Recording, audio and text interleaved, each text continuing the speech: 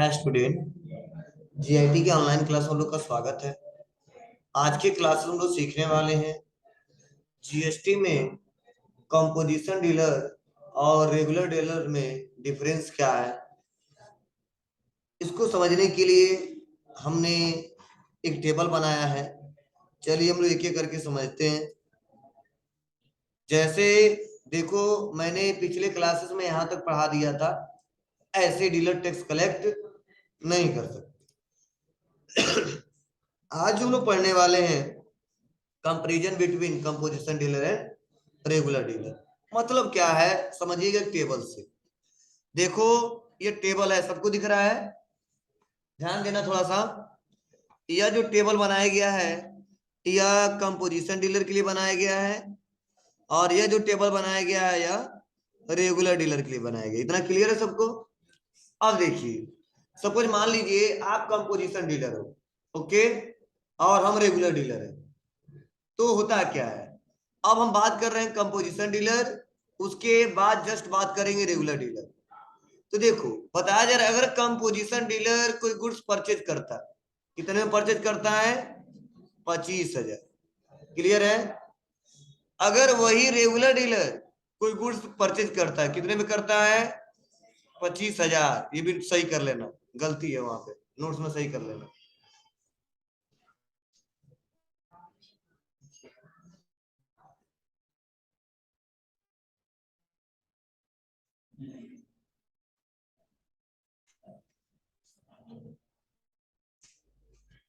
ठीक है बाबू, मतलब दोनों ही गुड्स को स्टार्टिंग में खरीद रहे हैं कितने रेट पे बताइए? 25,000 पे। ये क्लियर है ना? 25 पे ये भी और 25,000 पे ये भी, जीरो बढ़ा देते हैं। अब देखिए, जब कंपोजिशन डीलर खरीद रहा है तो जीएसटी चार्ज हो रहा है कितना परसेंट? 5%। तो वैल्यू आ रहा है 1250। और रेगुलर डीलर भी खरीद रहा है तो उस पर टैक्स चार्ज हो रहा है कितना परसेंट? 5%। कितना वैल्यू आया? 1250। यहाँ तक बराबर, कोई दिक्कत नहीं है। मतलब आप कहीं मार्केट में जाओगे खरीदने के लिए तो 25,000 का अगर सेम वही गुड्स खरीदते हो तो आपका भी टैक्स 1250 रुपया होगा और मेरा भी 1250 रुपया होगा। कोई दिक्कत नहीं है, आगे बढ़ते हैं। तो कंपोजिशन का डीलर जो कॉस्ट होगा टोटल 25,000 यह और 12,000 नहीं 1250 रुपये यह, तो टोटल कितना हो गया? 26,250। और यहाँ भी सही कर लेना आप लोग, रेगुलर डीलर करना, यहाँ पे कंपोजिशन डीलर लिखे सही कर लो नोट्स में।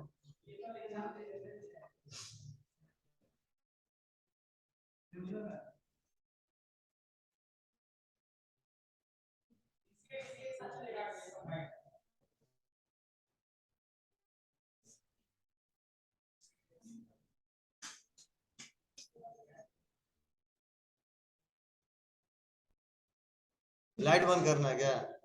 L2 ऊपर होगा फर्स्ट वाले रो में।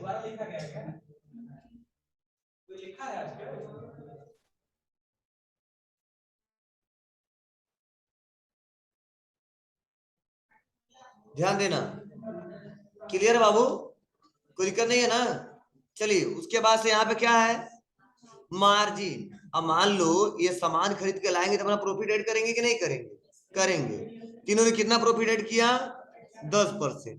लेकिन एक बार यहाँ पे पॉइंट समझना, तो ये 26,250 रुपया पे 10% मार्जिन ऐड किए तो वैल्यू कितना आया? 2625 रुपया। लेकिन अब रेगुलर डीलर मतलब हम भी 10% चार्ज कर रहे हैं, लेकिन ये आया 2500। आपको सर क्या मतलब है? मतलब यही है कि यह जीएसटी अमाउंट अपना जितने में खरीदे हैं टोटल जोड़ के और तब 10% मार्जिन ऐड कर लिए अपना प्रॉफिट। लेकिन रेगुलर के लिए बोला गया है कि आप जितने में खरीदे थे उतना पे 10% मार्जिन ऐड करना, क्योंकि आपको आईटीसी पहले मिल जा रहा है। तो समझे, मतलब इनको आईटीसी 1250 रुपए का नहीं मिलेगा और इनको आईटीसी 1250 रुपए का मिलेगा। तो आप बताओ, रेट में भी जोड़ ले, आईटीसी मिल जाए तो इनको बहुत ज्यादा फायदा हो जाएगा। तो इसीलिए बोला गया है कि जितने में खरीदे थे ये तो आईटीसी इनको मिल ही जा रहा है 1250 रुपए का, तो फिर से रिटर्न भरेंगे तो क्लेम करेंगे तो दिक्कत हो जाएगी। तो यहाँ पे बोला गया नहीं, जितने में आप रियल में खरीदे थे उतना ही पे मार्जिनेट करना। कितना में मार्जिनेट किया इन्होंने? 10%। तो देखो यही वैल्यू 2625 रुपये आया और ये वैल्यू यहाँ पे कितना आया? 2500। अब देखना, ध्यान देना। अब बताइए कंपोजिशन डीलर जब बेचेगा किसको? कस्टमर को, जो कंज्यूम करेगा उसको। तो बताइए यहाँ पे कहा जा रहा है कि सेल प्राइस किस हिसाब से रखेगा? Dealer cost plus margin. तो डीलर का कॉस्ट कितना था? 26,250। मार्जिन कितना था? 2625। तो टोटल वैल्यू कितना आया? 28,875। लेकिन अब ध्यान देना, अब यहाँ पे रेगुलर के लिए बोला गया है, तो आप बताइए ये टैक्स नहीं ना वसूलेगा, लेकिन रेगुलर क्या करेगा? टैक्स भी लेगा। बताया था हमने। तो अब क्या करेगा? यह टोटल वैल्यू जब जुड़ेगा 25,000 और कौन सा 2500, तो टोटल कितना हो जाएगा? 27,500। अब इसमें जीएसटी ऐड करेगा कितना? 5%। तो यह हो गया वैल्यू कितना सर? 1375 रुपये। अब कस्टमर जो खरीदेगा कितने में खरीदेगा? फिर से जब जोड़ोगे यह और यह, फिर से 28,875 रुपये आ जाएगा। मतलब अगर हम बेचे या आप बेचे, मार्जिन सेम है, तो कंज्यूमर जो है उसको उतना ही रेट में मिलेगा सामान।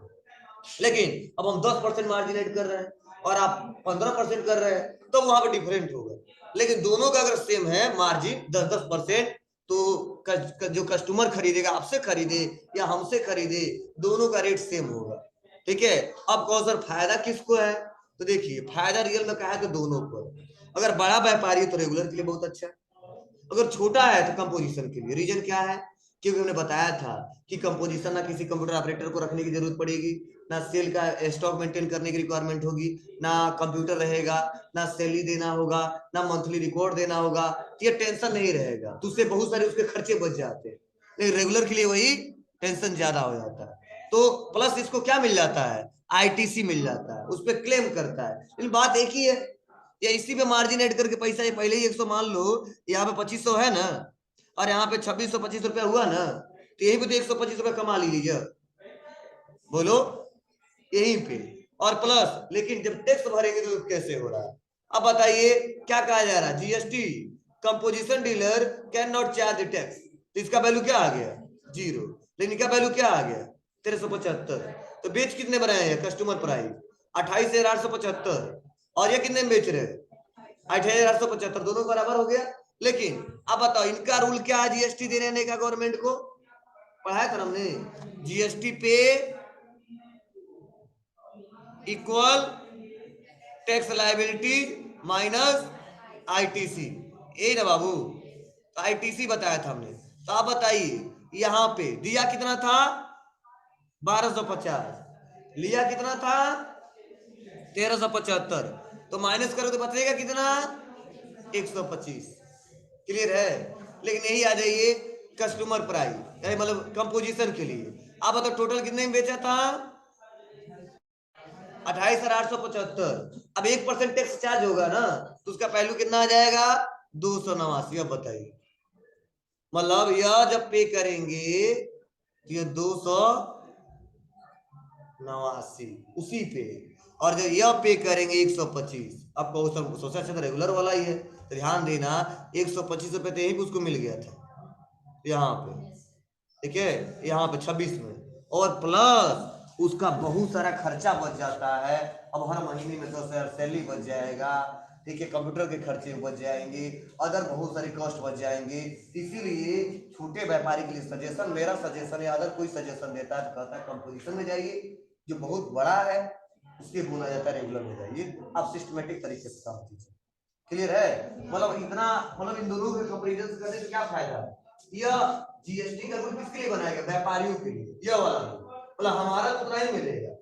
ठीक है, आपसे भी खरीदूंगा तो 10 रुपया में, ठीक है, और उनसे भी खरीदूंगा 10 रुपया। लेकिन मार्जिन अगर सेम रहे तो मान लो लालची ज्यादा है, हम 100 रुपये 10% नहीं 15% मार्जिन ऐड करें, ठीक है, सर 10 रुपया करें तो क्या होगा? तो बताओ उल्टा होगा, 10 रुपया हमारा होगा 15 रुपया, तो अलग हो जाएगा। यही होता है मार्केट में। वही कपड़ा 100 रुपये सब लोग खरीद के लाते हैं, कोई उससे भी कम लेके खरीद के आता है, कोई मार्जिन ज्यादा रखता है, कोई कम रखता है। वही कपड़ा हम लोग 300 खरीद देते हैं, कहीं 200 में खरीद लेते हैं। लेकिन जीएसटी 5% की लगे। क्लियर है आपको ना? तो हमने दो डीलर के बारे में समझा कंपैरिजन करके कि कंपोजिशन डीलर क्या होता है, रेगुलर डीलर क्या होता है, और आपको इतना पता होना चाहिए। कहीं जाओगे आप इंटरव्यू के लिए तो आपसे पूछ देगा कि जीएसटी में कितने टाइप्स के डीलर होते हैं, बताना 2 टाइप्स के होते हैं। ठीक है, दोनों के बारे में बताइए तो आपको बताना पड़ेगा। ठीक है, और ये याद रहेगा तो ही बता पाओगे। ठीक है, 2-4 बार पढ़ लोगे, ठीक है, माइंड में सेट हो जाएगा तो आपको भूलेगा नहीं। एक बार घर पे और पढ़ लीजिएगा। जो समझाया इसमें किसी को कोई दिक्कत बताओ। जो मैं टेबल समझाया हूं इसमें से कोई डाउट है तो बताओ आप लोग। कोई क्वेश्चन है पूछो।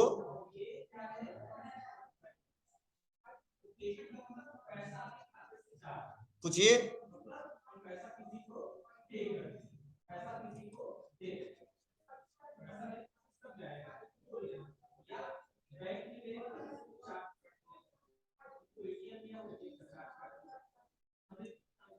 नहीं पूछना है? चलिए आगे बढ़े तब। चलिए आगे बढ़ते हैं और अगला देखते हैं किसके बारे में, इनवाइसिंग के बारे में।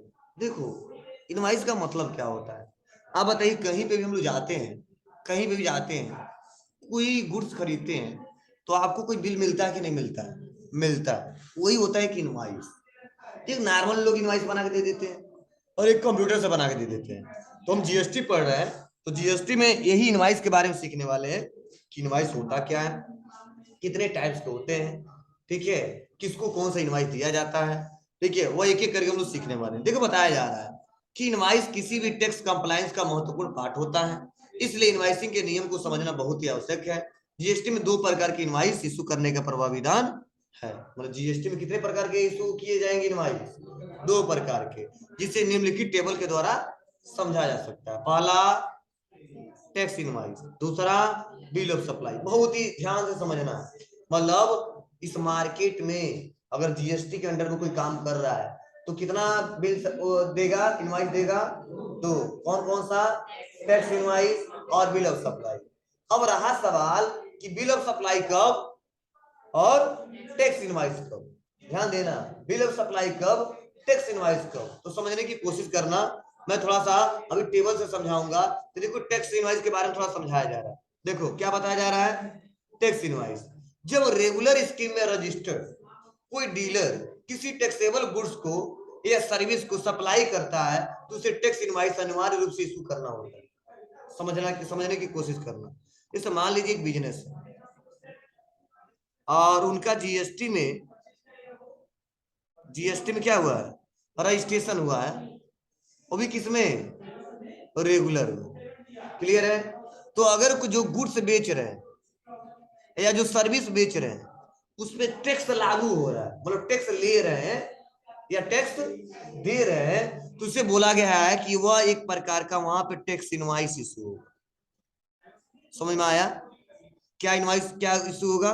टैक्स इनवाइस इशू होगा।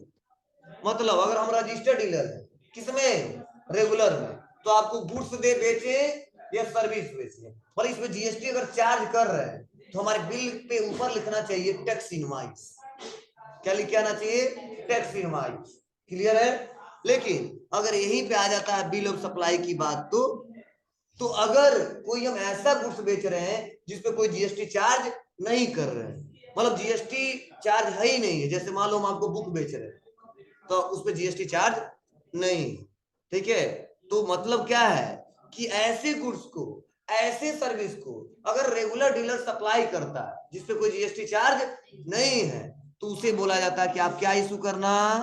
Bill of supply. मतलब केवल बिल को आपने सप्लाई किया है, आपने कोई टैक्स वसूला नहीं है। लेकिन जब टैक्स लोगे तो क्या लेना? Tax invoice. तो कुछ सॉफ्टवेयर ऐसे हैं जो ऑटोमेटिक क्या करते हैं, ऊपर लिख के चला जाता है टैक्स इनवॉइस।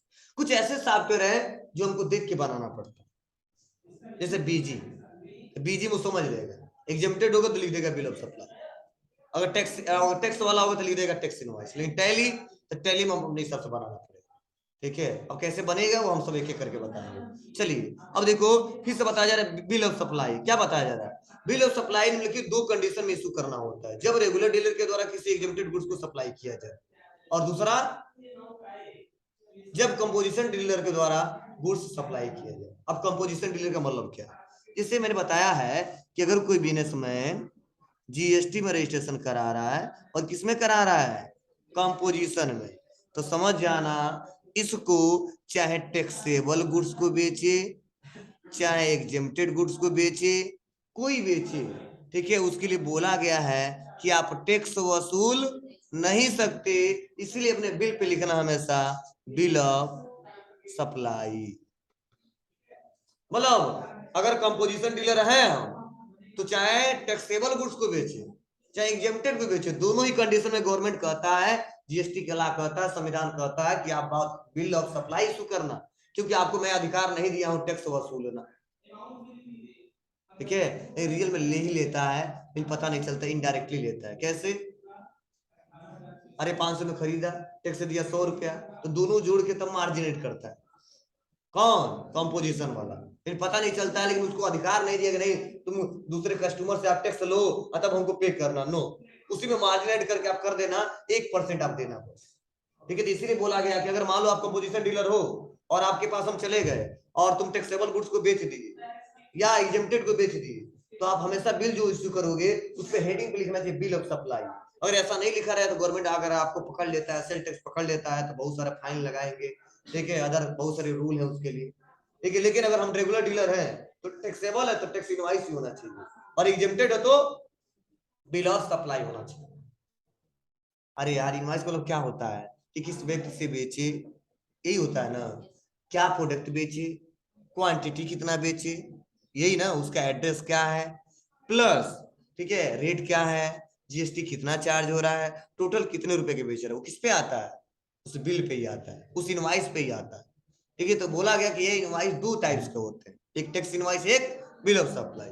जब रेगुलर डीलर कोई टैक्सेबल गुड्स को बेचता है या सर्विस को, तो इसलिए बोला गया क्या, आप लोग टैक्स इनवॉइस इशू करना। अगर एग्जेम्प्टेड को हो तो bill of supply. In composition dealer के लिए दोनों ही कंडीशन बोला गया बिल ऑफ सप्लाई। क्लियर है? चलिए अब देखिए अगला क्या पॉइंट्स बताया जा रहा है इसमें, बोलो, कोई क्वेश्चन पूछो आप लोग, नहीं? चलिए आगे बढ़ते हैं। अब बताया जा रहा है यहाँ पे कॉपी ऑफ इनवॉइसेस। चलिए अब मान लीजिए तो रूल हम पढ़े कि इनवॉइस कितने टाइप्स के होते हैं, अब इनवॉइस का कॉपी कितना बनता है ये थोड़ा समझ लेते हैं। तो क्या बताया गया है, पहला सप्लाई ऑफ गुड्स और दूसरा सप्लाई ऑफ सर्विसेज। समझने की कोशिश करना, पहला सप्लाई ऑफ गुड्स और दूसरा सप्लाई ऑफ सर्विसेज।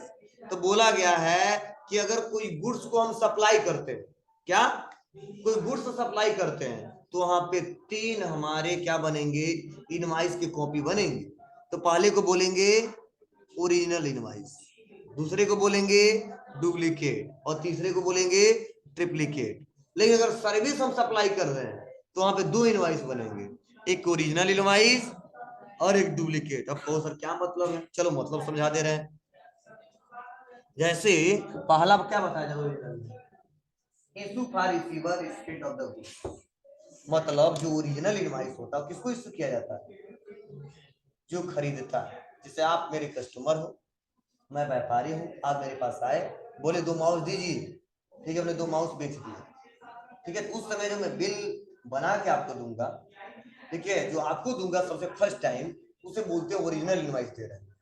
और जो मैं अपने पास रखूंगा, सप्लायर जो सप्लाई कर रहा है वो रखूंगा डुप्लीकेट कॉपी।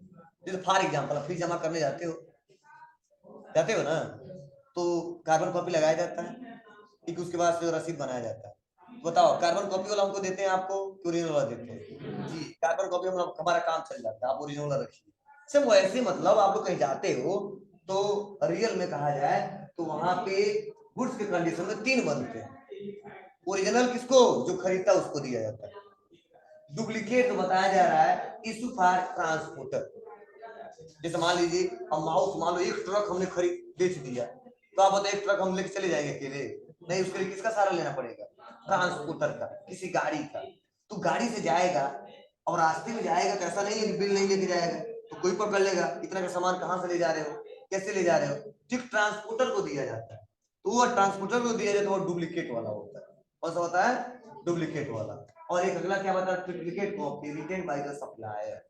मतलब ट्रिप्लिकेट कॉपी हम लोग ले लेते हैं, मतलब हम रखेंगे। जैसे मान लो आपको कोई गुड्स बेचे, ओरिजिनल आपको दिया, डुप्लीकेट ट्रांसपोर्टर को दिया जो आपके घर पहुंचा सके, आपके गोडाउन में पहुंचा सके। और तीसरा वाला क्या करते हैं, हम अपने पास रख लेते हैं प्रूफ के तौर पर। लेकिन यही सर्विस के कंडीशन में दो ही होता, क्यों? कोई बताएगा? सर्विस के कंडीशन में दो ही क्यों होता है? जी, क्योंकि इसमें ट्रांसपोर्ट का यूज नहीं होगा। क्या मान लो जो आप पढ़ा रहे हैं, आपको गाड़ी में ला के भेज दें, आपके पास घर चला जाएगा? नहीं, मतलब सर्विस डायरेक्टली हम सर्विस देते हैं और आप सर्विस लेते हो। यही बोला गया, ओरिजिनल इनवॉइस जो हमसे सर्विस लेता है उसको देते हैं, और डुप्लीकेट इनवॉइस जो देता है। जैसे फॉर एग्जांपल हम आपको सर्विस देते हैं, ठीक है, तो आप फीस जमा करते हो तो मैं आपको ओरिजिनल इनवॉइस देता हूँ, और एक मेरे पास रहता है वो डुप्लीकेट रहता है। क्लियर है? कोई पूछे गुड्स के कंडीशन में कितने इनवॉइस के कॉपी बनते हैं? 3। कौन कौन से?